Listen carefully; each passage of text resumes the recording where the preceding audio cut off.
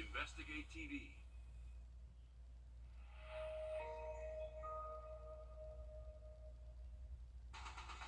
From the station that's on your side, this is News 12, First at 5. And good afternoon. We're continuing to follow breaking news out of Columbia County this afternoon, where a Marshals Department officer and a Columbia County deputy were hit by a vehicle. The sheriff's office says the Marshals officer was dragged, and both ended up in the hospital where they're still being treated. Going to go live to our newsroom, and Nick Veland. Nick, you're just back from the scene. What was it like when you walked up there? Yeah, Richard, well, when we arrived there, we saw 4 Columbia Sheriff's Office patrol cars and 3 Columbia County Marshal's office cars. One officer was combing through in the suspect's car that was placed diagonally with noticeable damage on the driver's side door. The sheriff's office says that the original call was for a woman, quote, dancing around the store and crawling under the shelves and possibly under the influence. When deputies arrived, they said she took off in her car, leaving the Columbia County Marshal David Willis and Columbia County Deputy Christopher Robertson getting hit by the car. Those at the scene say both were conscious before being taken to the hospital. The sheriff's office says that they tried to get the woman a mental evaluation. She ran to her car and tried to put it into gear. That's when they said that the deputy was hit by the car door. Then the marshal tried to stop the woman. She hit the curb and an ice machine, and the marshal was pinned between the car and the door. That's when deputies took the woman into custody. And initially at 2:30, witnesses say a heavy law enforcement presence was there at the gas station, and it's still not clear how bad their injuries are, but we do know that they were taken to the hospital within the last 2 hours. Certainly a serious situation there. We hope for the best for both those officers involved. Thanks, Nick. We're going to continue following the story with any updates, both on the air and online at Wrdw.com. Let us know the second you hear anything new. Just into our newsroom today, a first look at the deputy hit by that car in the incident. The sheriff's office says he was taken to a hospital, still being treated. Christopher Robertson there. We'll let you know once we have an update on his condition.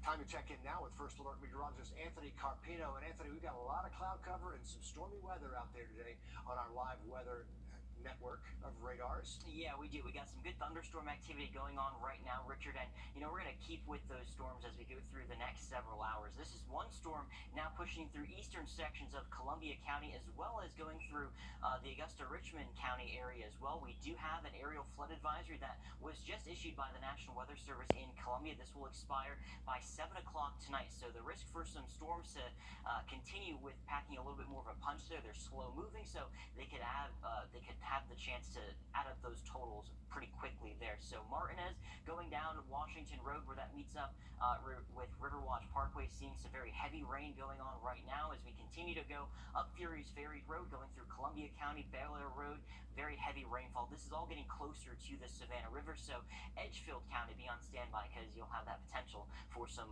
more of that stronger storm there. A lot of lightning with these thunderstorms this afternoon as well. We'll continue to take a look places in Jefferson County, Louisville, seeing some heavy lightning out there, and just to the south of Wadley, we do have another special weather statement for some small hail and a lot of lightning going on there. We'll zoom out the picture all the way, and you can see a lot of those storms continue to rotate around this area of low pressure. So as this system continues to sink toward the south, we will have the chance for even more widespread showers and storms as we go through portions of tomorrow and through the day on Thursday. In fact, you can really see by tomorrow morning those rain chances really get going, especially as we get past midday and heading in towards the afternoon. The current view outside, we do see some more of those storms off into the distance there. We'll talk more about the forecast coming up in just a second, but first we'll get an update on First Alert traffic. And now, First Alert traffic.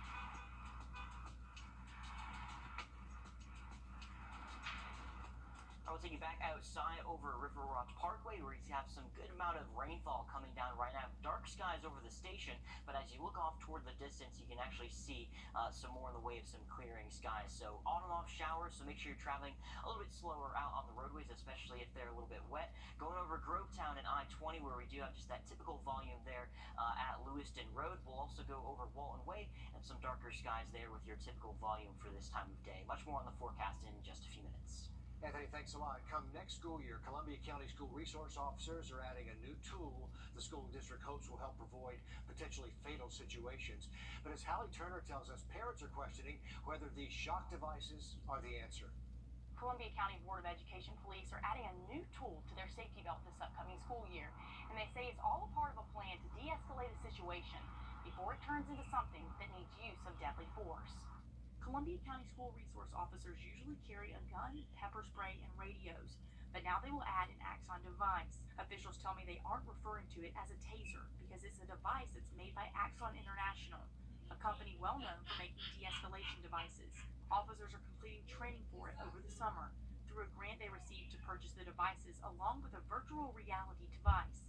This allows officers to experience real-life situations where they may or may not have to use the tool. And while the school sees this as an extra step away from deadly force devices, the whole thing is to de-escalate. I mean, it puts a laser, it makes a sound, it actually has a bright yellow look to it, so it is just by its presence alone, I know what that is. So again, it's not something just to cause pain, and that's truly not what this device is intended for. Some parents are worried. I don't think it's right. You know, there's no need for tasers in elementary school, middle school. If you can't physically control a situation, that's what we're trained to do. And a taser should be the final recourse of it. And coming up all new tonight on News 12 at 6 o'clock, we hear from the school chief of police on what this device does and why they decided it was a proper tool to have. Hallie Turner reporting there from Columbia County.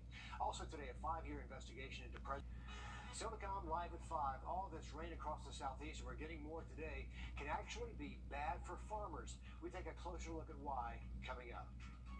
And we're taking a look outside right now, right over our station. The wind is picking up, and we got a good storm moving through Augusta and Columbia County. More scattered storms are going to be possible for this evening.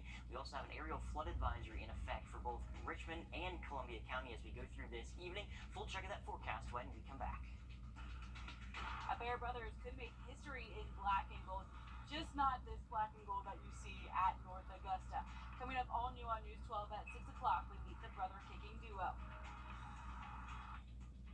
Time and call me right now. It's Jeep season in Waynesboro. Shop more Jeeps in minutes than anywhere else. New Jeep Compass, just $29.3. It's a short drive on Highway 25. Shop goodtogowaynesboro.com to save time and money. When I took this age, It's Ram season right now here in Waynesboro. Big city selection with hometown prices. Up to $7,500 off new Ram 1500s. Payments to fit your budget.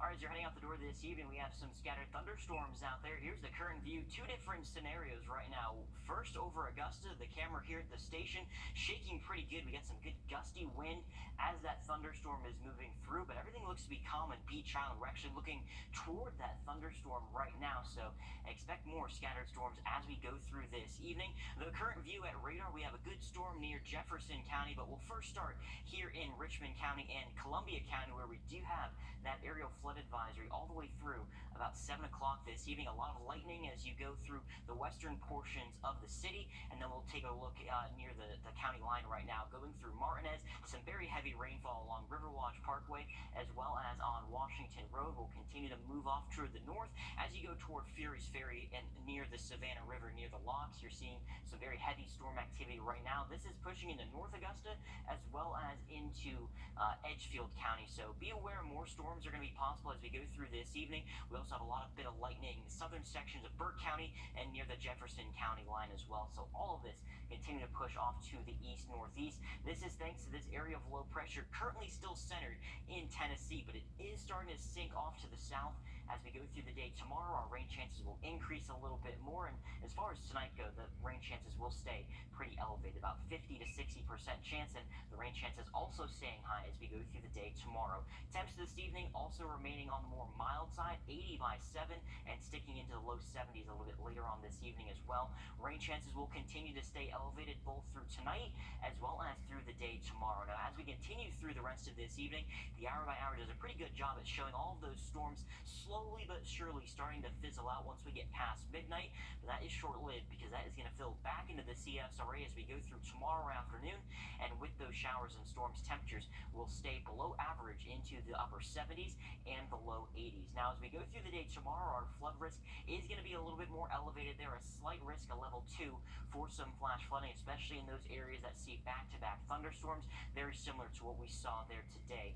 Now, as we go through both Thursday and Friday, the chances will slowly start start to go down. And on Saturday, we're really not expecting a flooding threat. So that is definitely some good news for us. By the time all of this is said and done, we should have totals between 2 and 4 inches. That includes some of that rainfall that we saw from yesterday. So another 1 to possibly even 3 inches of rainfall as we go through the next couple of days. Quickly taking a look at the tropics. Tropical storm Brett now with winds at 45 miles per hour. Brett is expected to maintain that tropical storm strength as we go through the next several days. This is actually the latest track coming out from the National Weather Service, that 5 o'clock update there, maintaining that tropical storm strength. Originally, we were thinking it might become a hurricane. Now it's expected to stay a little bit weaker. Over the next few days, we're also going to keep an eye on this second wave of energy, an 80% chance at forming over the next several days.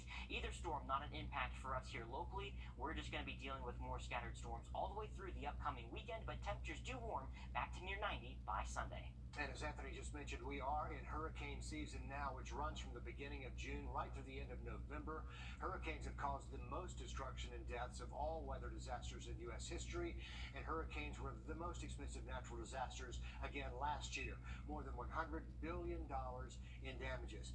Now experts are watching Tropical Storm Brett, which is, as we just heard, the second named storm of the season so far. So it's still a long way from us, but here's a look at the Atlantic Ocean right now. Tropical Storm Brett spinning away there over warm water, which is never good news. The storm quickly moving our way, but it is way too early to say how much this could impact the East Coast. An advisory earlier today, the National Weather Hurricane Center says Brett is likely to stay at tropical storm strength and will not turn into a hurricane when it hits the Lesser Antilles by Thursday, but certainly a story we'll continue tracking as the week unfolds. Moving to the recent weather we've seen here in the southeast now, it may sound strange, but this wet weather is actually turning into a bad news for farmers. Dow Kennedy explains why. 3 inches of rain on Saturday night alone turned the puddle in this cotton field into a small pond. Growers say it's almost getting to be too much of a good thing. Irrigation pivots sat motionless as afternoon rain soaked acres of young cotton plants. Farmer Lee Cromley says they've had higher than normal rainfall and lower than normal temperatures for June. He says the plants need more sun for them to grow and mature fast enough, but the bigger concern is soggy ground that won't handle tractors and heavy equipment to spray weed killer and other applications. We need the sunshine, but the most important thing is right now is just to be able to stand up in the field to do the work we need to do. If growers can't drive the fields and apply herbicides, weeds could take over and outgrow the plants. And if that happens, it could cause problems now that hurt yields in the fall. He says they need a small window of dry weather to get things done, but they don't want that small window to get very big. Too much of a good thing is a bad thing on the farm. Dow Kennedy reporting for us there. You belong in any space you want to be in. Just ahead, how one Georgia nonprofit is bringing that energy to the world of golf. First alert rating to E models. A Georgia woman making sure people of color feel represented in the world of golf, and she's using STEM to do it. Sawyer Bussey explains. In the Cloud family, I'm really just here to encourage the girls. creating change happens piece by piece. She made like a adult coloring book and she gave it to us. And it was like affirmations like I am proficient, I am smart, and I am loved. Person by person. I like golfing. Ivory Cloud started Dreams of Lois in honor of her mother, who died of breast cancer. I feel so close to my mom now, as well as my nephew who passed away unexpectedly, by giving and serving. Her mother had dreams that hadn't been fulfilled. Ivory had grief she needed to put somewhere. The nonprofit does most of its work with children and teens, but they give back to those in need all over the community. My mom's dreams was to open up an academy. So now here we are, 34 years after my mom has gone. We've finally been able to make her dreams come to fruition. That's why we have the Dreams of Lois Golf and STEM Academy. The academy's been around for a couple of years now. It's filled with young women and children who will spend 2 weeks of the summer learning how to golf using engineering and math. The academy is free. What does it make you feel when you get to play golf? Happy. The point is not only to get people comfortable in the sport, it's to get as much diversity into the game of golf as possible. There's not many African Americans playing at an elite level in the game of golf. Minorities, black and brown representation is extremely important. Diversifying the game means these women need to feel comfortable on the course So the girls alternate between lessons in the classroom and applying those STEM lessons on the golf course. In high school, I realized that I was the only one on the course that looked like me, so that was definitely hard. You belong in any space that you want to be in. Absolutely. Everyone should experience the highs and the lows of golf. Good to see that program working. A shortage of chemicals used in chemotherapy is leading to doctors making some tough decisions right now. There are a couple of main concerns: carboplatin and cisplatin. The drugs treat many types of cancer, but right now, not every patient has easy access to them. For now, the drugs are being given to people with stage 1, 2, or 3 cancer because treatment aims to cure the cancer in those stages, but not stage 4. Stage 4 patients, where they're not necessarily curable, a small change of one drug or one regimen to another wouldn't necessarily shorten their lifespan. It would just be not necessarily the ideal treatment that we would typically use. It's going to get worse, I think, before it gets better. And we hate to hear that. A survey of 27 U.S. cancer centers shows 93% have reported a shortage of carboplatin and 70% reporting a shortage of cisplatin. We'll keep you posted on those developments for our cancer patients. Anthony.